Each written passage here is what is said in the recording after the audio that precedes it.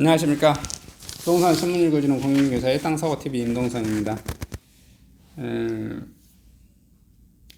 하다가 60 넘었다, 60 넘었네, 대출 맡긴 30대의 눈물. 이게 오늘 가장 눈에 들어오는 뉴스고요.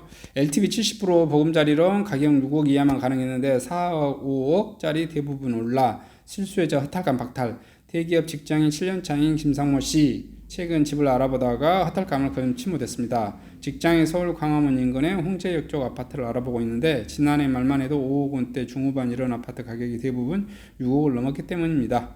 6억을 넘으면 주택담보대출 비율 LTV가 70%까지 가능한데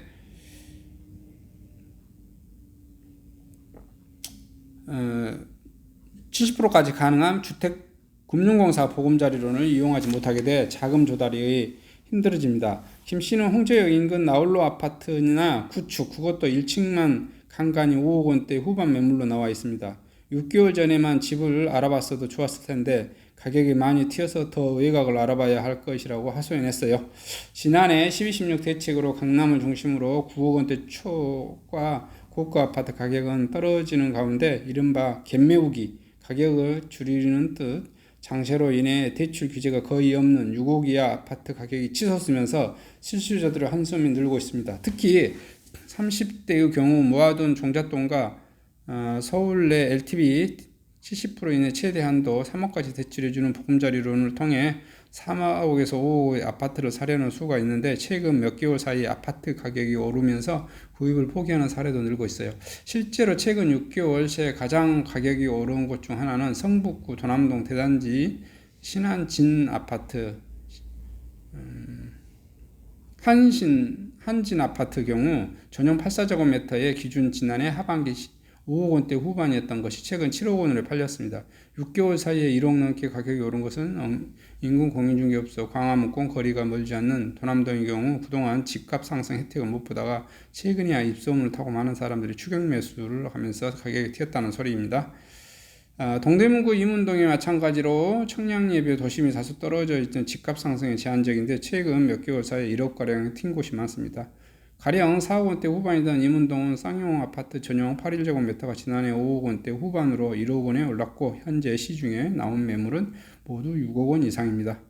구로동, 강북구, 미아동 최근에 가격이 많이 상승했고요. 5억 원대 아파트가 6억 원이 되면서 4억 원대 아파트 가격도 밀려 올라가는 모양새입니다. 이게 결론은 그냥 그런 거죠. 60, 이게 고액 아파트 20억, 30억, 40억 하는 이런 고액 아파트 가격은 제도적으로 좀 하락했는데 6억 이하로 된 것은 대출이 좀 많이 해주니까 요 아파트 분야 아파트들이 근데 서울에서는 제가 좀 봐보니까 지하철 그 2호선 끼고 있잖아요. 2호선 끼고 도보 5분에서 10분 요 라인을 보니까 아파트가 10억 이하 대부분 다 10억대더라고요. 10억대. 강북, 강남은 다 할 것이 없이. 예. 그래서 좀 멀어질수록 가격은 좀 떨어지는 것 같아요. 5억에서 다 10억으로 다 올라버린 것 같은 그런 느낌입니다. 서울이. 자, 입주 직전 조합원의 무더기 부적격 통보 논란. 인천 송도 지역주택단지에 웃돈 3억 분든 마리나베이 입주 2달 전 조합원 250명의 가구수 무주택 지유지 등 요건 충족한데 부적격 통보. 조합원들 왜 이제야 반발. 좀 이렇게 시끌시끌 하겠네요. 싸우고.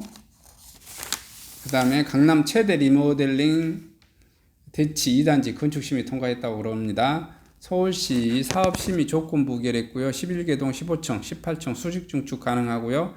1988가구 중 235가구 일반 분양합니다. 재건축 원하는 주민 반대가 변수. 수직 중축 리모델링 확산 주목.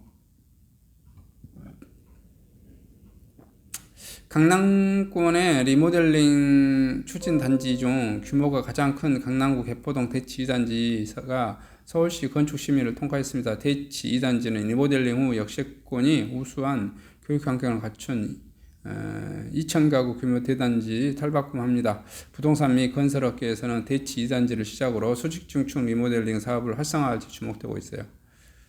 3개층 높이 235가구 일반 분양합니다.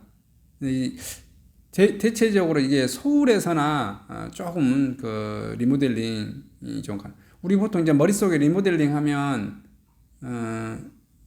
여기까지만 생각하죠. 그 인테리어 다 뜯어내고 이렇게 하고. 근데 여기서 말하는 리모델링은 수직 증축이에요. 아파트가 15층인데 23층까지 뭐 아니 30층까지 이렇게 더 위로 더 올리겠다는 거예요.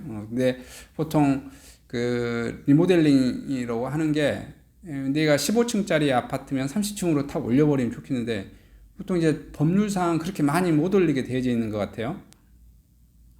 안전진단 이런 것 때문에 비율이 뭐 20-30% 이내로만 이렇게 수직 증축이 가능한 것 같아요. 그러다 보니까 수익이 많이 나오지 않죠. 수익이 많이 나오지 않고 그러다 보니까 조합원들 중에서는 야, 뭔 소리야, 뭐 짜잔하게 리모델링에 그냥 다 때려 붓고 새로 기한하니 재건축으로 가자, 이렇게 주장하는 사람들이 꽤 나올 거예요. 근데 재건축은 아무래도 이제 법적인 또 그 절차 이런 게 시간이 좀 더 많이 걸리겠죠. 그리고 리모델링은 좀 더 행정적인 절차가 더 간단할 거고. 이게 왜 이제 이렇게 되냐면 재건축을 하게 되면 대체적으로 사람들이 손바뀜이 더 많은데 리모델링을 하게 되면 대체적으로 손바뀜이 더 덜 하겠죠. 왜냐하면 내가 15층까지 있는데 20층으로 아파트를 증축해 줬죠. 수직 증축. 15층까지 있는 그 사람들은 대체적으로 자기 집 거주하면서 그대로 좀 깨끗하게만 뭐 이렇게 새롭게 인테리어하는 그런 기분이 되겠고, 5개층이 새로 이제 신설된 거 일반 분양하거나 이렇게 뭐 하겠죠. 그래서 거기서 나온 공사 이익금으로 내 집 리모델링 하는데 좀 충당하고 이런 식일 건데, 이게 파보니까 서울 빼놓고는 그 수직 증축 리모델링이 거의 이루어지지 않는 것 같아요. 서울이라는 동네는 역시 인구가 많아서 이것도 가능하지 않냐 이렇게 좀 생각을 합니다. 이상 전국 부동산 소식 뉴스를 마치도록 하겠습니다. 감사합니다.